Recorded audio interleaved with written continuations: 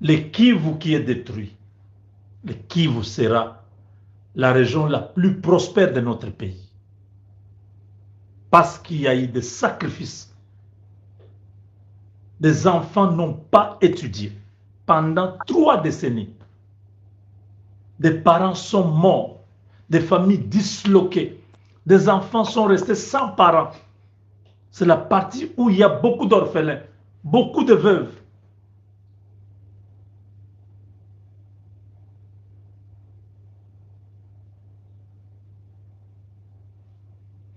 Jésus est mort à Golgotha.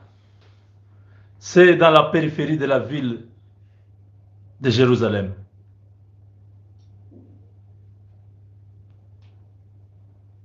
C'est à une montagne. Il n'est pas allé ressusciter en Galilée ou à Capernaum. Il est ressuscité toujours là, à Jérusalem. Donc, le Congo qui est détruit, la Bible dit, ils bâtiront sur d'anciennes ruines. Là où vous voyez qu'on avait tout ruiné, on avait tout détruit. On a ravagé. C'est là qu'on va construire. On n'ira pas construire ailleurs. Pour que le témoignage soit vrai, que là où tout était détruit, c'est là où tout a été reconstruit. Et puis bientôt nous devons voir la noire. Makambo boyo ke la kaka awa. Parce que nous ne parlons pas contre tout le monde, nous parlons poussés par l'Esprit de Dieu. Les choses du Congo, c'est devenu comme un enseignement que nous donnons chaque jour. Et cela monte dans les cœurs de chacun, le patriotisme, cette flamme qui s'est déjà allumée là, est en train de grandir dans chacun de nous. Ça va faire rayonner la nation congolaise. Donc, encore une fois, Papa Freddy Malumba, je vous salue, je vous dis merci de votre soutien. Continuez à faire du bien pour le pays. Parlez aux autres de cette chaîne. Dites-leur, allez là-bas. Vous serez guéris de la maladie qui vous ronge. Il y a des gens qui souffrent pour le Congo, qui pleurent, qui se disent, mais qu'est-ce qui nous arrive?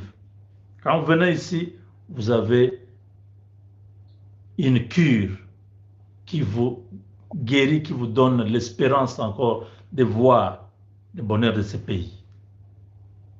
Rien n'est pas terminé. Surtout que nous n'avons provoqué personne. Mais le monde s'est ligué contre nous. L'Éternel nous a protégés. Il nous a portés comme un aigle qui porte ses enfants. Lorsqu'ils ont voulu nous éteindre, Dieu nous a épargnés. Et aujourd'hui, le Seigneur est en train de reconstruire, restaurer la nation, rebâtir tout ce qui a été détruit. La Gécamine qui a été détruite est en train de revenir. L'Onatra qui a été détruite est en train de revenir. L'Amiba bientôt. Toutes ces sociétés, tout ce qui a été détruit, des écoles, des internats, des universités, des aéroports, on est en train de tout reconstruire. Des villes, des chantiers. L'asphalte, partout au Congo. Le Seigneur est à l'œuvre. Les forces armées de la RDC et le Wazalendo, avec toute la coalition de l'armée burundaise, sont aux portes de Minembwe. Ils sont là, à 4 km de l'aéroport, de l'aérodrome de Minembwe, à 6 km de Minembwe centre. Tous les verrous ont déjà sauté. Les Rwandais ont jeté les armes. Les raids de Tabara et les autres Twiranéo ont tout abandonné, ils se sont mélangés avec la population. Ils ont pris la population comme bouclier humain.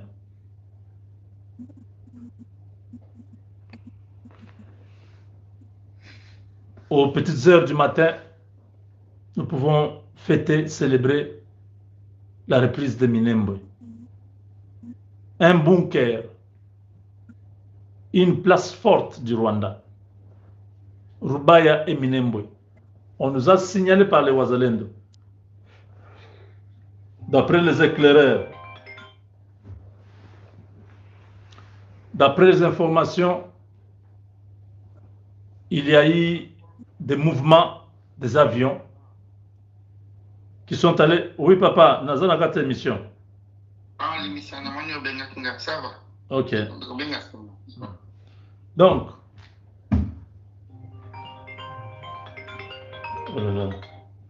on dit qu'il y a eu un avion ou les rotations d'avions qui sont allés atterrir à Minembwe et qu'il y aurait des mercenaires français là-bas pour essayer d'empêcher les FARDC à prendre la cité, le centre de Minembwe. Parce que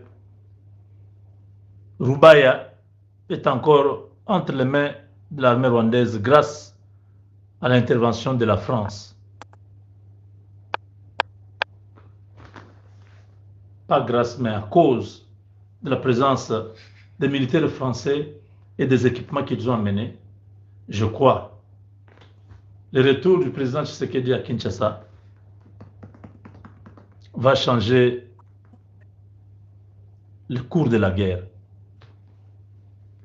Parce que l'Égypte a une capacité plus supérieure actuellement que la France en termes d'équipement militaire. L'Égypte n'a pas l'arme nucléaire, mais l'Égypte est hyper équipée par les Américains. Autrement dit, l'armée américaine est en Égypte. Parce que si vous regardez tous leurs engins, c'est américain. Et si la RDC, sur le plan militaire, travaille maintenant comme partenaire de l'Égypte, cela veut dire que les équipements sophistiqués arrivent à Kinshasa pour parer à toute éventualité dans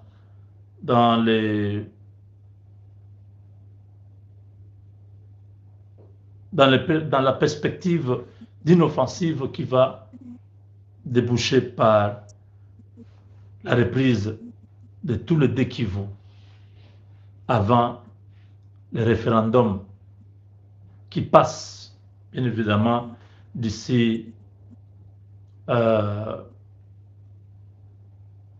mois de septembre. D'ici. Parce que demain, à Kinshasa, c'est le Sénat congolais qui va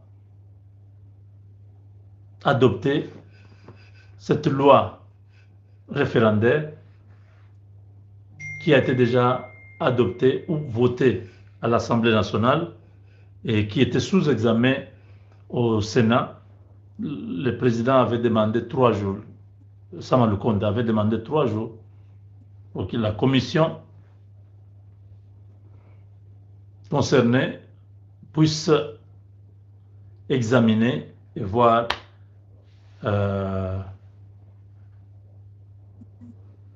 tout ce qu'il faut ajouter ou retrancher et passer. Voilà, demain déjà nous aurons une loi qui ouvre la voie à un référendum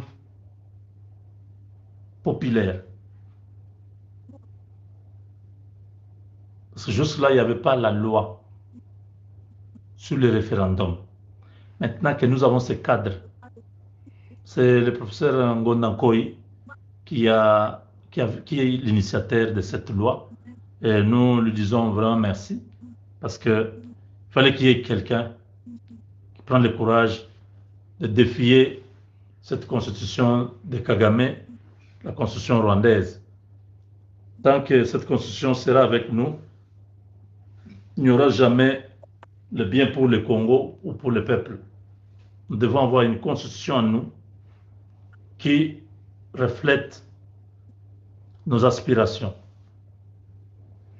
Donc nos forces armées à l'Est ont fait une grande opération. Que ce soit au nord Kivu comme au sud Kivu. J'ai des images. Généralement, je n'aime plus montrer trop les images parce que ça prend du temps et nous risquons de faire de longues vidéos. En même temps, je parle un peu beaucoup parce qu'il y a des choses qui nécessitent que j'enseigne, que j'explique, que les gens comprennent. Ouais. Quand il y a seulement des informations comme ça, on se limite là. Donc, dans les hauts plateaux là-bas, il n'y a pas moyen. Donc, les Rwandais sont en débandade. Ils ont jeté les armes. C'est terrible. Les images que nous avons, elles sont. Nos hommes ont pris partout. Donc, là, Minembwe, ces gens n'ont pas de chance. Ils n'ont où aller, ils n'ont où sortir. Ils ne peuvent même pas s'enfuir parce que ils sont coincés de partout.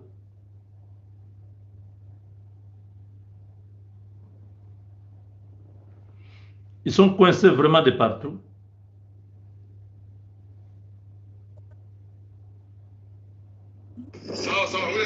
On voit là, c'est le Wazalendo.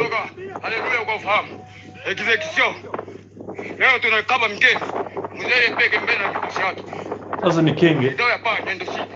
Donc, il y a plein de vidéos comme ça. On n'a pas vraiment le temps de montrer ça. Donc, vraiment, bravo aux Wazalendo, à nos FARDC, aux troupes burundaises du général Évariste Ndayishimiye. Merci beaucoup. Que bientôt, le Kivu soit totalement libre. Nous voulons aussi signaler que la population du Nord Kivu, du côté de Beni, ne sont pas d'accord. Ils demandent le départ du gouverneur militaire Évariste Kakule Somo. Monsieur le Président, il est temps de récupérer ce général, le mettre peut-être comme instructeur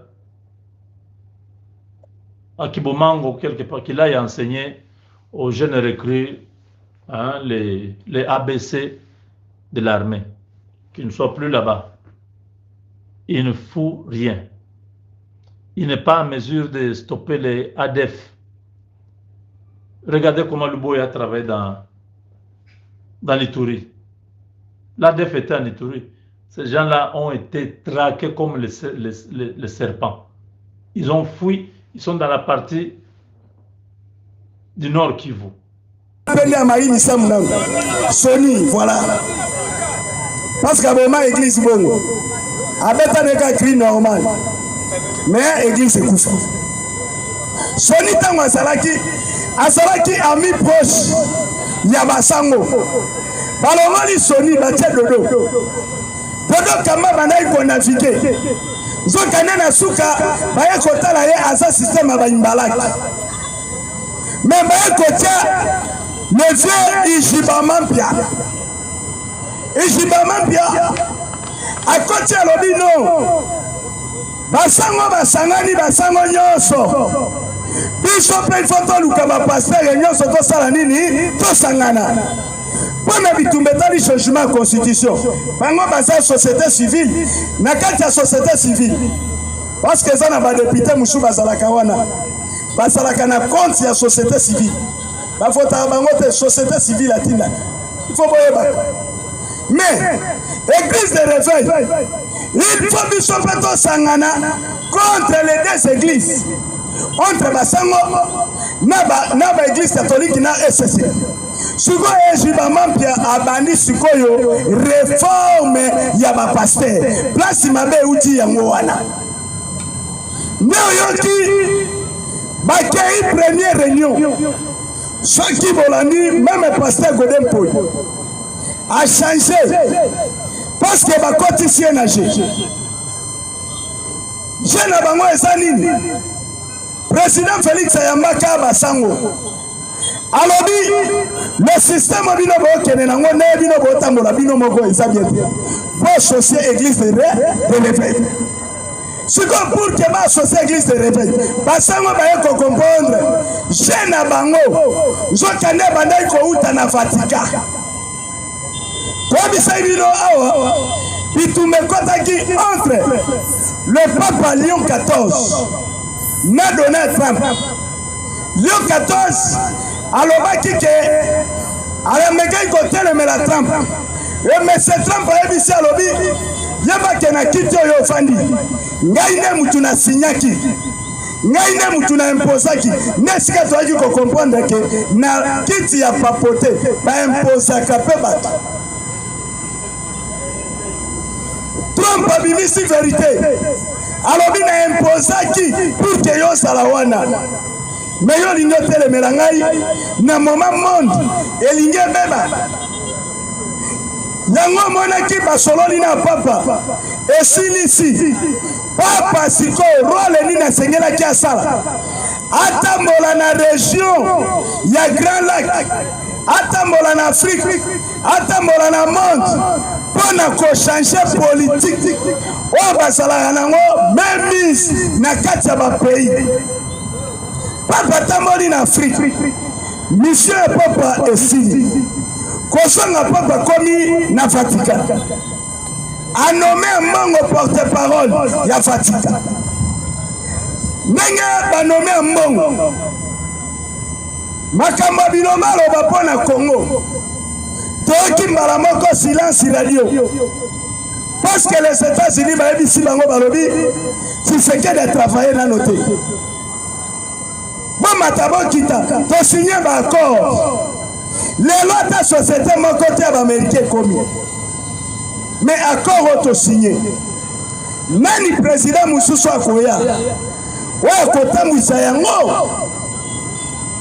Yabisa bamwana yo.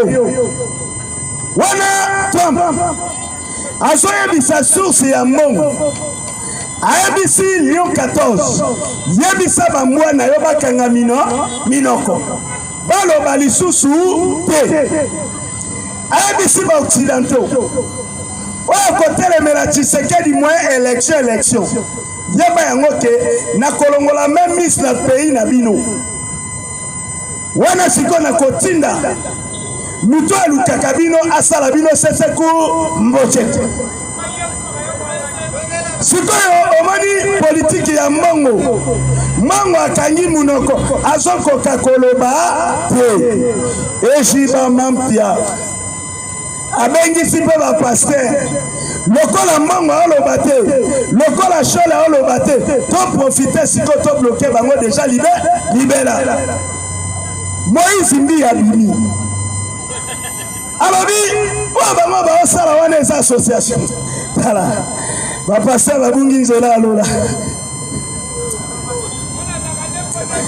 mais na penza kuna te vraiment parce que wana eza masolo na bango banganga nzambe mais loko eza très important balongola division entre bango na bango eloko eza moko basalela nzambe ya solo bafukama mpona koprotege mokonzi ya mboka tozokende na bagarre entre baimpérialiste na biso mais bagarre esili awa ndenge nazolisa bino carte échangée lokola carte échangée Emmanuel Macron a profité de la faiblesse aye orge akimi mangu wapi na niveau ya Kenya mpona koluka négociation na ba pays avant na kota kuna Martin Fayulu Amadidi azo bandao biso tolobi te yoka Martin Fayulu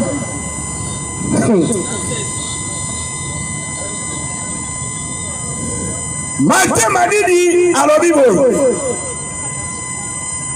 ayebisi Augustin Kabuya, notre secrétaire de l'IDPS.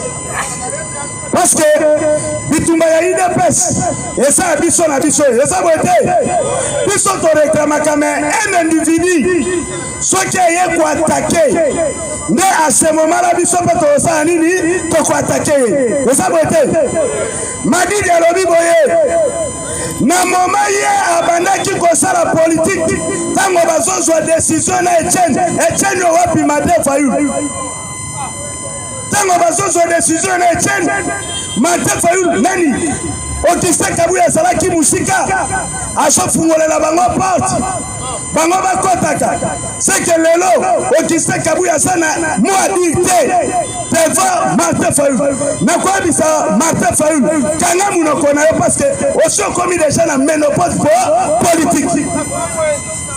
Martin Fayulu akomi na ménopause politique. D'ailleurs akomi na 70 et quelques. Lelo nakoyebisa bino ngai na Martin Fayulu toaba age moko te biloko ya sali depuis auta Sénégal aya na Congo parce que Martin Fayulu aya na Congo mwana muke basimbi ye mwasi ya pepe kale mutaboma mboko mwasi ya pepe kale bizwazwa ofani boke kobala Sénégalais Sénégalaise aye pe na leki na ye Martin Fayulu aye ndesh amemaka mwana ya pepe kale Martin Fayulu lelo Martin Fayulu aza lokola Jésus nzambe na lola le premier fils de Dieu c'est Satan mais Satan babwakaki ye na se parce que azalaki incontrôlé abanaki kotosa nzambe te ndenge mokona Martin Fayulu babwaka ye pas le père parce que abandaki kotosa le fait de limiter te azalaki impoli moyibi mutu ya mbeli ya mino mibale nde omonaki na kipretre na ye nde babenganaki ye nde akenda mais fusion ya IDPS Martin Fayulu ayebi yango te place ba 13 parlementaire bazodeside Martin Fayulu yo sanani po fando bana ko décider na Etienne Tshisekedi po na IDPS so yebi makambo te so ki politique suki kanga munoko Augustin Kabuya sawana na c'est qu'a bloqué bino parce que Augustin Kabuya lobaki yango clair bino konyonse les réseaux de l'Assemblée nationale nazo sala yango en coulisses bango bazo comprendre te ngana o travailler en silence soki Martin Fayulu biloko ezate kanga munoko na yo makambo ya IDPS etali yo te ndenge moko président Félix arepondaki Jean-Marie Kasamba makambo etali IDPS ezate makambo kolobela yango awa lobela makambo ya eside me makambo ya IDPS kolobaka yango te kanga munoko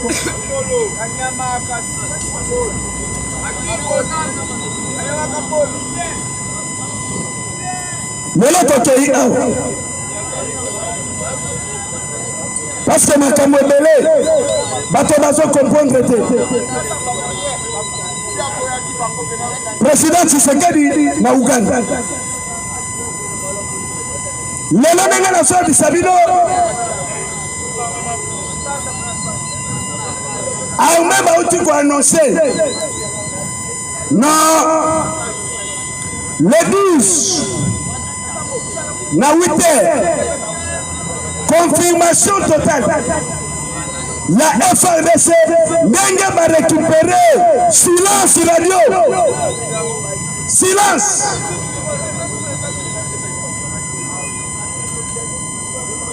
awa sikoyo yoka ba surprise oyo FRDC asali bango bakanisa ike FRDC bakotika vivi oko Rivière Ndunguri rezoloba oloba nini yokesi place oyo FRDC azwi akotikela bino lisusu bato ya barepris stratégique bana ndolo mise en jour sécurité senge eza sikoyo senge eza place oyo batiaki mama na bastion biloko nyonso balongolaki na Uvira bayaki kopose yango wapi na Sange. Sange na Uvira ezalaki na 27 km. Ndio bandai koyoka Uvira menacé. Mais babimaki na Uvira bakende na 70 km. 70 km ezawa na Kamanyola. Parce que dans 2 semaines autre mouché kokwea balongwa na Kamanyola bakende na Bukavu. Bon c'est la tosa. Tozo kende bango kotia bango tina Minova. A partir ya Minova nzele kotikalaka moko bokati salaki kifi tozolongola bango na rivière ya Ruzizi tozomema bango na laki kifi ne place tokende kosala bango seseku mbocheto yoka le chef de cette récupérer Sange na minute Fabien va se positionner na Sange parce que kobanda simalobi bakotaki na Sange baokipe Sange mobimba esalaki sikoyo babanda sikoyo kokota porte par porte bayeba nani asa nani e awa na 8h porte parole ya Sukola de nde auti koconfirme que les enfants de ces précisément parce que batini ba unité mibale bazwi ba pem comme bazo jouer rôle police militaire bazwi ba pem parce que na milito nation wana batena no la police te bazwi ba police militaire otozo benga ba pem bango ne ba ko jouer rôle lokola ya la police bazuli fils force spéciale unité moko otozo benga les Ibu na bisa ibino aw bazui 3 grandes provinces bazui Grand Kasai bazui Grand Équateur bazui Bandundu ba Congo basangisi bango bloc moko bango ba former bango les unités olabino bozo ka ba Ibu bana wana ya mike bayoka mutute bango bazoyoka Kinshasa bazoyoka le général Malu alobi nini eza na ba commandant régiment o ba pesi bango les chargés des opérations babenga kasiona bango moko et puis basa en conversation na ba Blackwater ya Eric Prince parce que baso travailler ensemble na Eric Prince et na minute va récupérer na route weso soit Uvira ti okoti na Kamanyola baboyi nano kotoucher Kamanyola parce que ba M23 Redi Tabara Tunaneru o bazalaki na ba axe wana nyosho précisément na niveau ya Sange et puis Nyakabere Luberizi bazwi na 3 axes wana et puis na plein de Ruzizi toza na Ruzizi 1 toza na Ruzizi 2 mais bamboka wana eza bazobenga ngo plein de Ruzizi kosala confusion te ke na yebisi bino ke bao baza na Ruzizi 1 Ruzizi 2 balongwe non toza na plein de Ruzizi toza na au plateau ya Fils toza na Minembwe et puis toza na Uvira mais awa na plein de Ruzizi nde balongwe bake sikoyo na Kamanyola nde na so ebisa bino basoda na biso batondi deja sikoyo bazwi contrôle ya 3 axes wana awa bana mai paloni nini komeli Olivier Ndunguriri aloni silence Olivier Ndungurire a vivement critiqué silence des Occidentaux. Après la frappe des drones attribués à l'armée congolaise contre le marché du Moussa.